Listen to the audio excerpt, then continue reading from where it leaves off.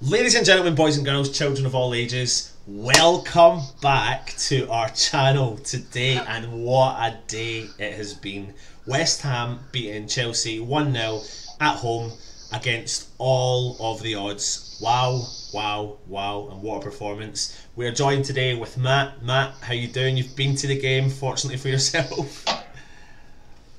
Yeah, it was stressful. It was great, and at the end, the relief, you hear it. Like, you can see normally, with like even the Leicester game, people were flooding out early to get back to the trains. Was that ground 96 minutes? Absolutely. That ground was still full. Everyone was full, and clapped everyone off the pitch when it finished. But until that final whistle went, you just always thought, like, Chelsea had those two chances at the end, and you always thought, nah, Chelsea are going to score because our defence is awful. But credit to the team, because everyone ran their socks off today. Massive Credit to the team. Perfect. And in particular, certain players. But I mean, I was sitting again, unfortunate enough not to go to the game today, but I sat with my dad watching the game, and we were just sitting there and saying we really couldn't pick up many negatives within our side today. Like, we really struggled. Like, and I'm not saying you go into every single game looking for negatives, but genuinely you couldn't. Like, you actually, you couldn't really fault. I mean, one player I can't fault, and one player I've been slagging off a lot is O'Donnell. I couldn't even fault him today because he was on fire. There was a couple of occasions I seen a couple of little things I was panicking for, you know. I think maybe the back three suits him better, because he doesn't have to cover, like, as weird as it is, he doesn't have to think about covering as much ground. He still covers the same amount of ground. He'll cover like anything in front, like the width for the penalty box. But he knows that, alright, I've only got to cover this section. I can cover the other stuff. But he also knows that if it goes to the right of me, Reed's there. If it goes to the left of me, Creswell's there. Which seems weird, because I'll never look at Creswell as like a centre back, but him in that back three, sort of working with Masuaku. Well, I'll tell you what. Let's get straight on to the team selection. What was your thoughts when you seen the starting 11? I was a bit worried about going forward. About going forward, I was worried. Yeah. Because we didn't have a centre forward on the pitch, and I was a bit like.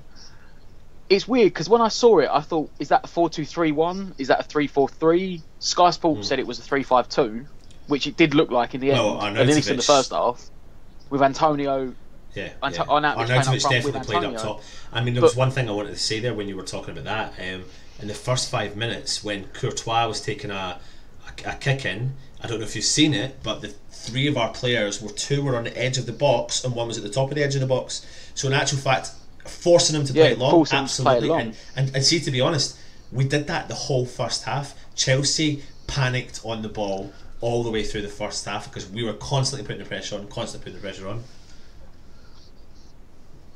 Well, Morata's good in the air, but he doesn't. I don't want to diss anything, because Morata's he scored a lot of heady goals this season, but he doesn't like. I don't think he likes competing for a header.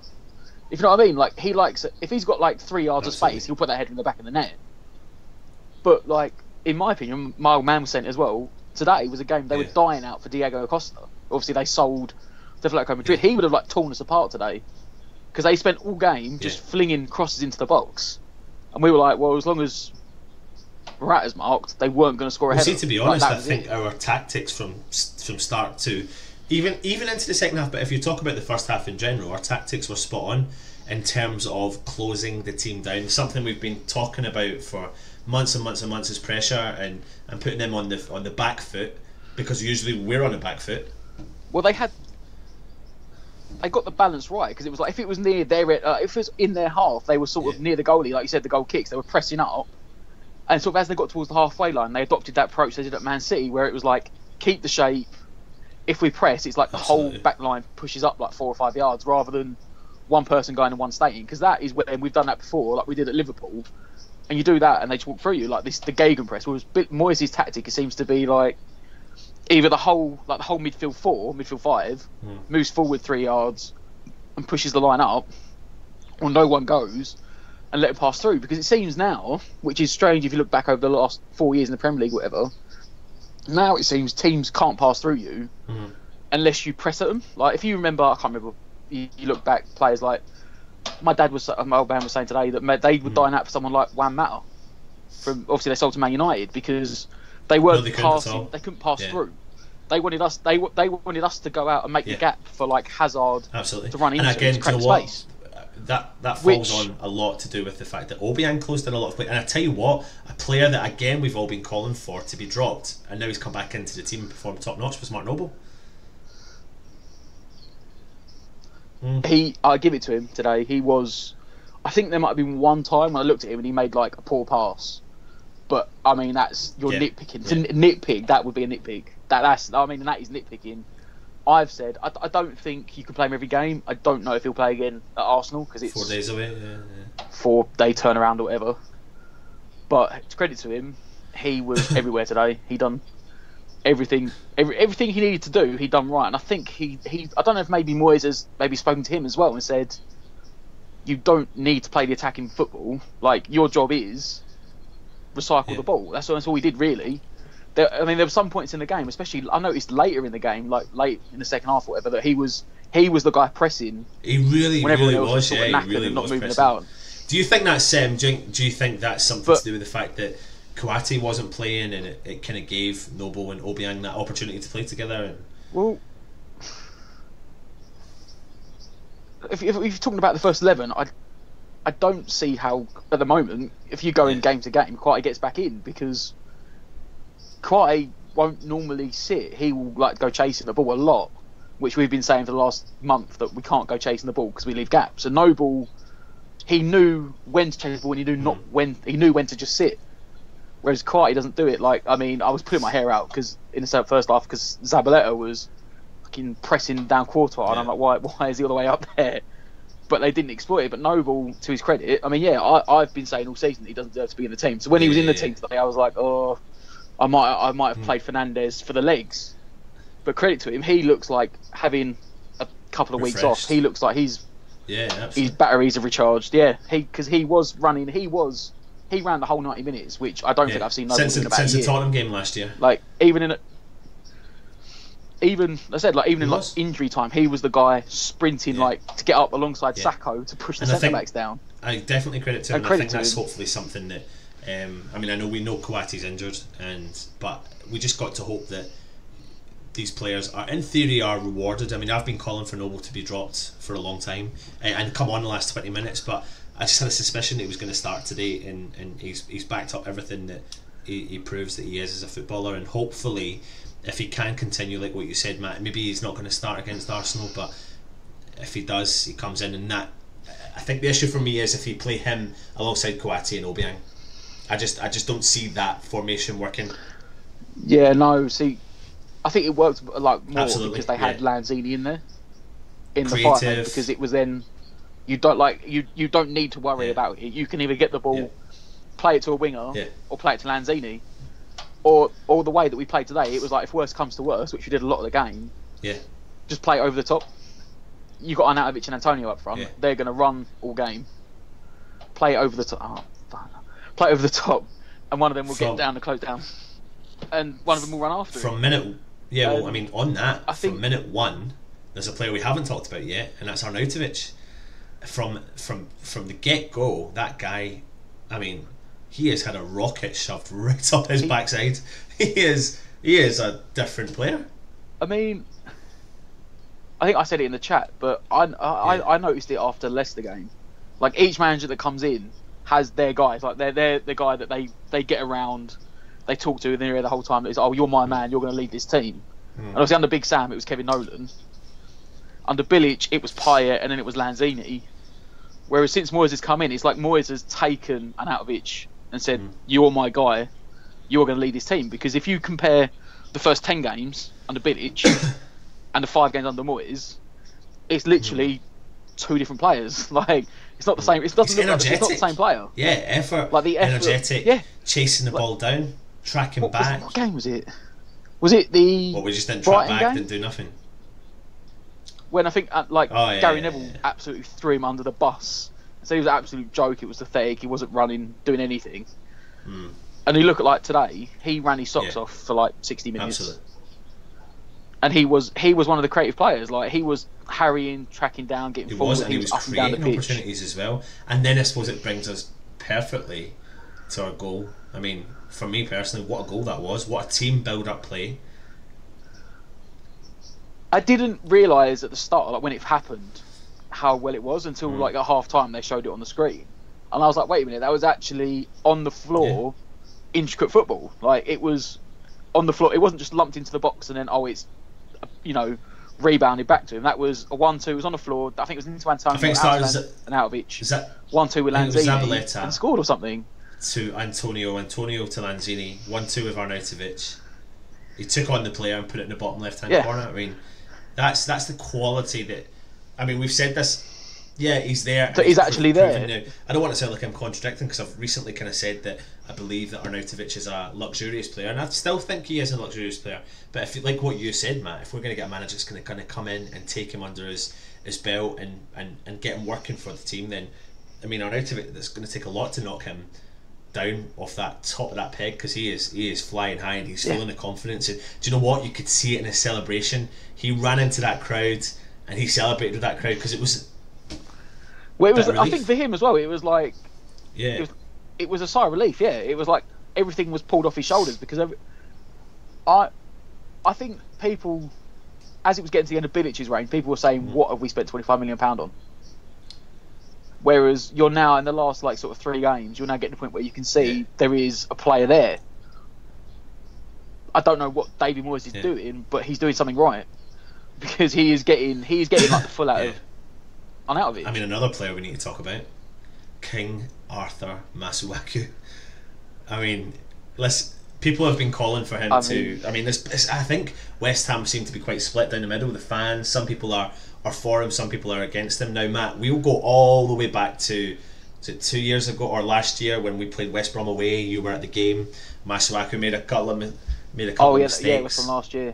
Yeah, and he had an absolute. And then I mean, do you know what? He's had up and down games for West Ham, but when he plays in that left wing position, he's just really he's confident in the ball. He's got a creative attitude. It's his feet, It's his feet. And the amount of times he took on 2 or 3 players today, and he got past them. And do you know what? It wasn't extremely easy what he was doing. It was actually hard, but he had the ability to do it.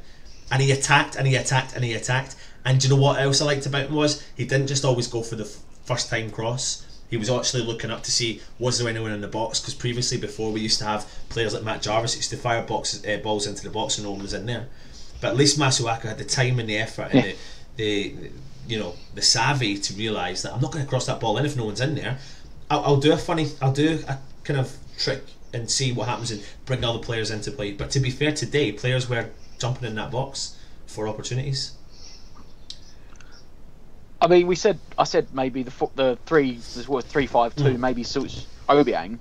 It clearly does suit Masuaku, because Creswell seems to tuck over to left back when it comes forward. So you've got the two of them defending, and they seem to work well. Like they seem to know who goes where, who goes what. But going forward, he is really. I can't see him now getting dropped for a while, because he seems to be the only proper left-footed left winger we got. And like you said, his skill with his feet is what impressed me today. Like you said, you saw him going past 2-3 players at a time, and it's not like we've got the FA Cup game coming up against Shrewsbury, and no offence Shrewsbury, but it's not like Masuaku when we beat Bolton in in that round. It's not like that, is it? He's doing it against the team that won the title last year. So much so that in the second half he put Victor Moses to right back because he couldn't handle the pace of him going forward. I don't think any player really could handle Masuaku today, because he was, and when you said that, he'd done it not just once, not just twice, I think he'd done it like 3 or 4 times throughout the whole game, and his confidence was growing in the team. And I tell you what, today we've got to give plaudits to Creswell, because I thought Creswell had a great game today. Yeah, see, as I said, I've never thought of him as a back 3 centre back person, but in that 3 at the back, he seems to playing left of that back 3. He seemed to really relish playing in the role. Like he did it against Man City, and he done it today. And I mean, I know he got that booking, but it was that was one of those ones where he had to take the booking. In the second half of that tackle, he had to take it because I think it was like him and William come together. They both bounced off. I mean, and William was going in the box, and it was just like fair, though, take him out before he gets in the box. Cards that were handed out in the space of like 5 or 10 minutes in the second half was a bit crazy. Things were all going to pot with the referee. What I did notice about Creswell, I think I saw it. It was in like the last. It must have been even in the last 10 minutes of normal time, or in injury time. And obviously, we were getting so deep. We're getting deeper and deeper and deeper.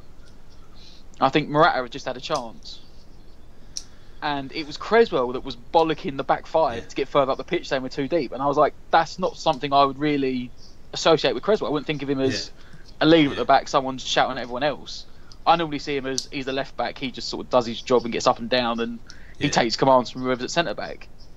So it was quite promising and surprising to see him. Absolutely. I mean, I know we're jumping back and forth within the team, but there's another player we forgot to mention in the centre of defence is Winston Reid. For me, Matt, this guy, I've said this all along. I've said it from the days when we were playing in the Championship. He reads the game so well. He is a natural born centre half. He doesn't have great pace, but he's got great awareness, and he done everything that he had to do today to prove that he, in my opinion, moving forward, he's going to be the captain for our club.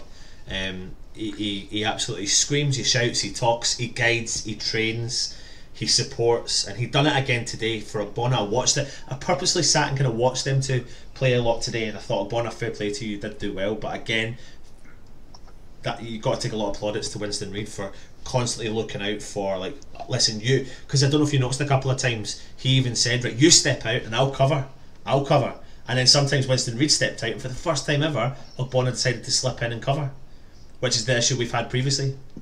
Yes. So because I say previously we have normally they both just, but today they were just communication all the way throughout. Again, could that be down to Adrian?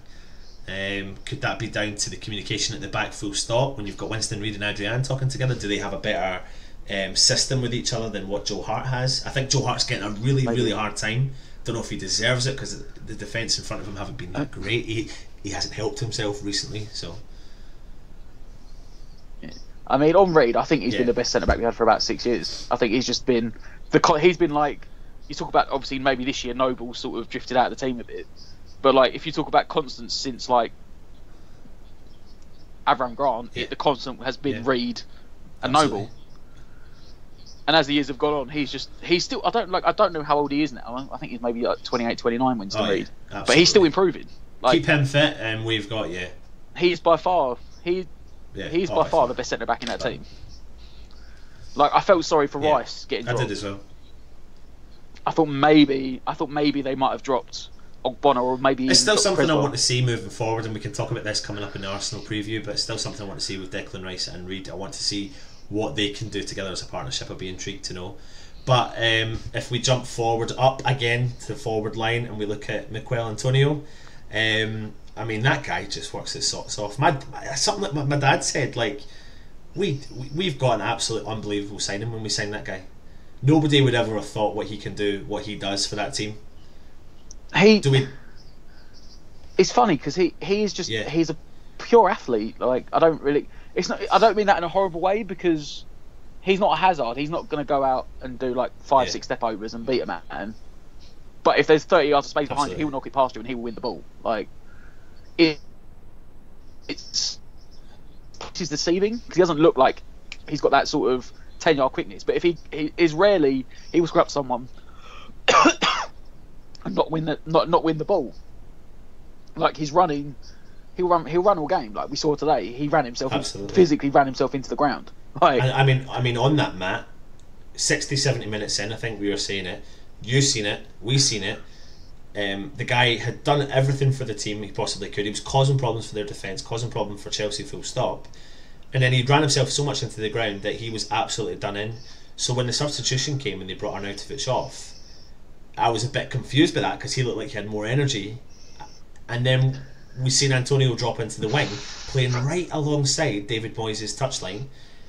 And at one point, we seen him talking to Moyes. Mark Noble makes a pass, the ball goes out. Everyone's a bit confused, and then Antonio drops himself to the floor.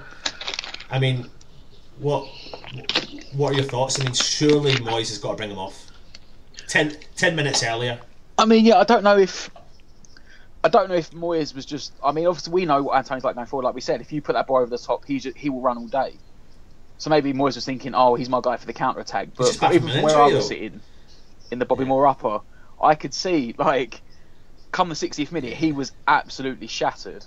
Like, he was, and like if you at the game, you saw, or you'll see it on the highlights if you watch Match of the Day tonight, that when he came when he came off, he was actually arguing. I say arguing, he might not have been arguing, he might have been talking, but he was on the touchline talking to Moyes. probably saying, take me off. I'm absolutely running to the ground. I need to come off. And Mark Noble actually passed the ball to him, but because he was talking to David Moyes, the ball just went out for a throw-in. And I think Antonio saw the ball go out and just sort of dropped to the floor. Like, that's my biggest concern about today, if I'm being completely honest with you, Matt, because I thought to myself, we've got another integral member of our team who's just come back from injury, and to be honest, it was very blatant that he was knackered, and it was very blatant that the substitution needed to be made, and him was to be the forefront of that substitution, because you said it before we came on here, Chelsea knew that and started targeting that because he couldn't track back. They constantly put balls over in that. He was literally like walking in a 10-yard square. Like players were trying to pass the outlet ball, passing it to him to get away. And he was just passing it back again. He was like, no, I can't move out. But I mean, the only thing I could possibly say on it is that obviously we know our squad's thin and we haven't got a lot in our squad. And the only thing you could say is there wasn't really any other options on the bench. I mean, in the end, he brought Ayew on. But I mean, he had 4 centre forwards on the bench today. So it had to be Ayew because there was no one else. With the substitution, I think one of the commentators had said, I think he's had instructions to say, don't let me down defensively. And I tell you what, fair play to Ayew, he certainly did not. There was a couple of chances that Chelsea were in the box and Ayew came back and he supported the defence and he done the exact same going forward. So, what was... Yeah, see, the guys sitting up near me were saying, he's going to bring on Andy Carroll. And I was like, no, he won't bring on Carroll. Because obviously they've been playing 2 up front. I was like, but you could clearly see in like the 10 minutes, 15 minutes coming up to Antonio coming off, he'd clearly been told, go on the left wing.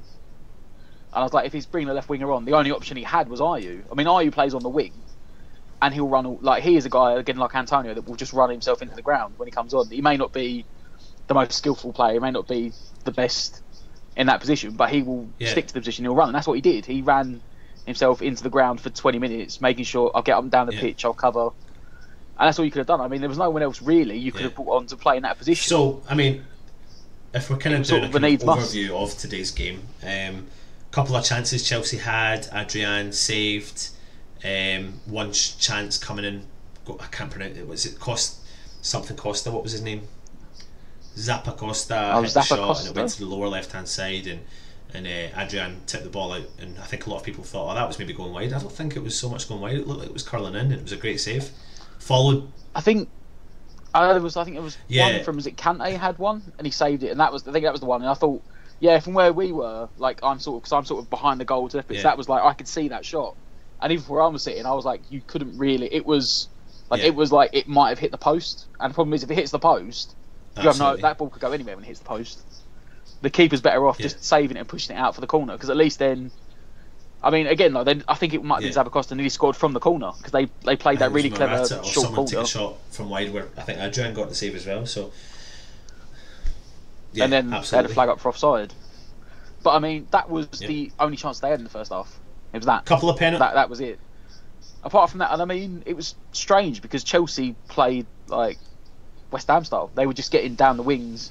But see, to be honest, I think West Ham need to take plaudits for that, and Moyes needs to take plaudits for that, because I think we went to them exactly what we've been calling for all along, pressing. And when we see a West Ham team pressing like that with the ability that we've got, then we're going to put teams on the back foot and they're going to panic. So, I mean, you probably clocked it last week when we played Man City. We did start to put Man City on the back foot in the first half, and they looked like they were panicking. So they never had the chance. They did have some chances, but we've done that today, and we nailed that today. And Chelsea were struggling. But if we go back just a couple of things before we come to the end of the review, is a couple of the penalty incidents. I don't know if you've seen the replay for Morata, where Winston Reid grabbed his shirt ever so slightly, and then Morata just made a big meal of it. No, but I know where I was sitting, everyone was calling for a booking for me diving. It looked from where I sat. It looked for me it wasn't a penalty. They showed the replays on the TV quite a lot, and they basically have come out and said it's definitely not a penalty. They said it's not a booking because you can see Reid's hand is on his shirt, but then he kind of lets go. It's just the way Morata goes down. It's it's just an exaggeration, really, to be honest. So not for me. And then in our chance, the handball. Did you see the incident? From where, that was down my end, and for me, it looked like a blatant handball. The only thing I would say is that the ref needed help from the linesman there. I think, from what it looked like from my position, I don't know if the ref could see it, because it was sort of I think it was Christensen was running back. He was running, goal, and Arnautovic looked like he tried. And he was looking, and he tried to knock it around him. His hand was here, like and Christian was looking that way. But the kind of devil's advocate is the ball. It's not intentional. The ball's come to his hands. I'm not sure if it was intentional. But the only thing, there's two sides to any story. And from the Chelsea perspective, you said Christensen was looking the other way because he's trying to work out where Arnautovic was running, and it's hit his hand. Flip side of the coin, Arnautovic knocked it round him. He's got a chance. Doesn't hit his hand. Absolutely, yeah. Arnautovic is in 1-on-1. Yeah. Well, listen, we ain't professional referees, so that's why we're stuck here. But as I said, I would look to the linesman for that because, from where I sat, it looked like the ref couldn't see it clearly. I think the ref could see the back of Christensen. So if he's seen him, he's got his arm over his shoulder. Maybe he thinks, well, look, Christensen's looking at me. Yeah. There's no way that he's meant to do it. But the linesman, he should have got help from the linesman and said, look, that ball's gone past him. The guy would have been in. But it doesn't matter, guys, because listen, we have won 1-0. It's a game that we certainly didn't expect to win. Well, to be honest, we came off of the Man City game. We played well, so some of us were full of confidence. Yeah. I was hoping. But if you think, I was hoping for a point. Like that was my thing going into the game. For the Man City game, I thought there was positives and maybe we can get a point today. Listen, Matt. 3 points is massive, but then they've given you a present. But I tell you what, even though other teams are winning, I think we just need to take this one today and think. There's enough. There's enough there to show progress forward, and we need to back our team 100%. We support.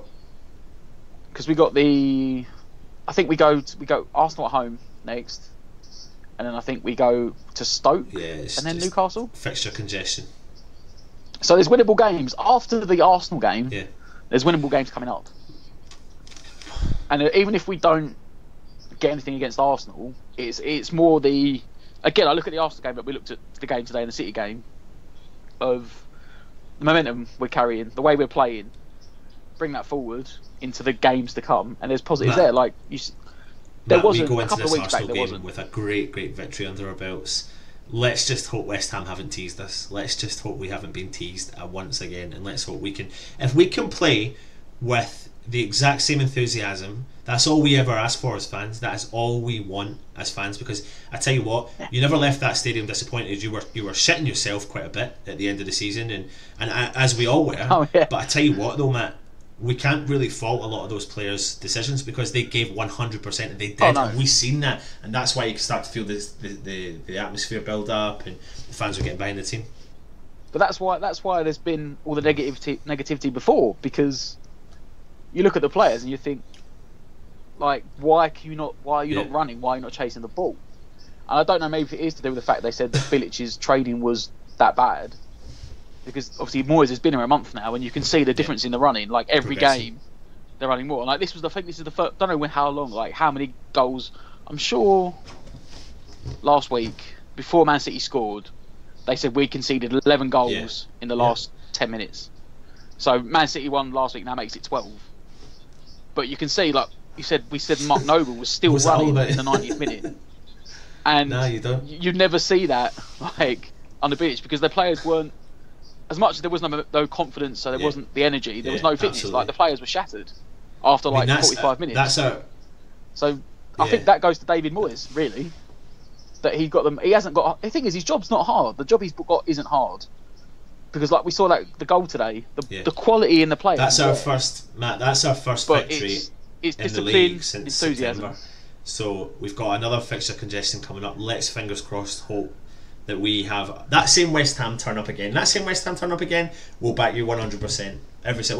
We back you every single week anyway. That's Absolutely. the thing. Listen, we're coming to the end of the review, and just quickly, just to kind of finish it off, I suppose. Who was your man of the match, Matt?